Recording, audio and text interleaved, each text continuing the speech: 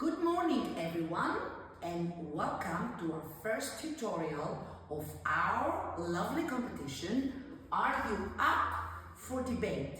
Today we will explain the whole procedure in very simple steps for you to understand and of course explain to your lovely students.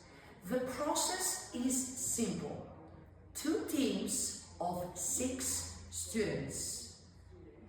Team A, Team B.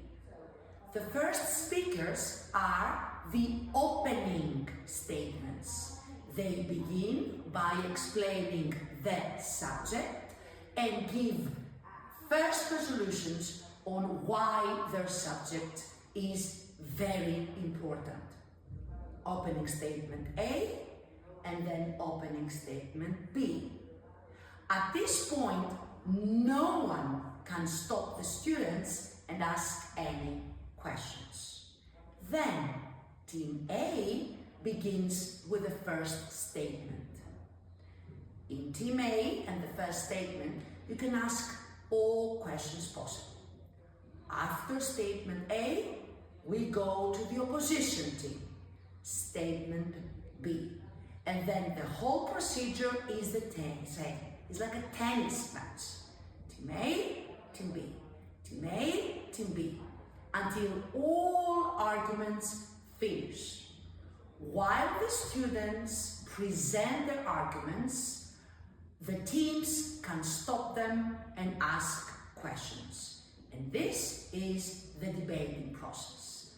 Once all arguments finish, then Team A presents the rebuttal and the debate finishes with the rebuttal of Team B. Let's see it in practice. Come with us. Okay, our debate starts with Team A and the opening statement. At this point, I remind you, no one could ask any question. Team A, the floor is yours. Good morning, judges. Today we are here to discuss the very controversial topic of are winter holidays more beneficial or summer holidays? Well, our team believes that summer holidays are much more beneficial for students, and we hope that we can convince you with our very strong arguments. Thank you, Team A. Let's go to the opposition team and their opening statement. Team B, the floor is yours. Good morning. Team B is here to support that winter vacation are better than summer holidays. Thank you so much for the speakers of the opening statements. Let's now begin with the arguments. At this point, you can ask any questions possible. Team A, the floor is yours with the first argument. So our first argument is that summer vacations last longer. So I'm sorry, more can I interrupt you, please? Of course. Okay, I have a question for you. Don't you think that in summer holidays there are many people and there is crowd everywhere? Yes, I see your point, but our team believes, as you will hear in our other arguments, that we have so many weeks to choose a week that it doesn't matter if it's crowded, whereas in the winter, you only have 2 weeks of Christmas vacation, and that's when the crowds are really, really bad. Thank you so much. Thank you so much, Team A, and let's now hear the argument, the first argument of Team B.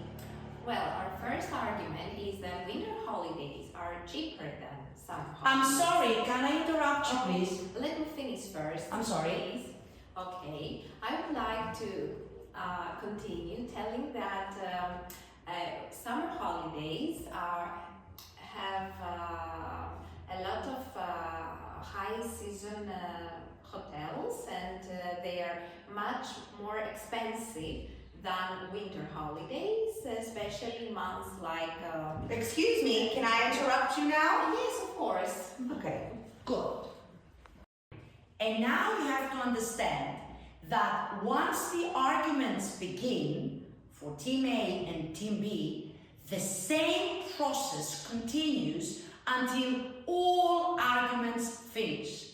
During the presentation of arguments, questions can be posed from both teams, and all students, even the opening statements and the rebuttals, can ask questions.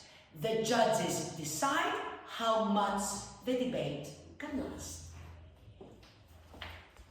When all the questions finish and all the arguments are presented like the tennis match, then Team A presents their rebuttal, no one can ask any questions, and then Team B presents their final rebuttal. In this section, the speakers should summarize all their arguments and comment a little bit on the other team arguments. Remember, consensus, respect, and passion for what we do is what debate is all about. So, ladies, are you up for debate? Yes, April 25th.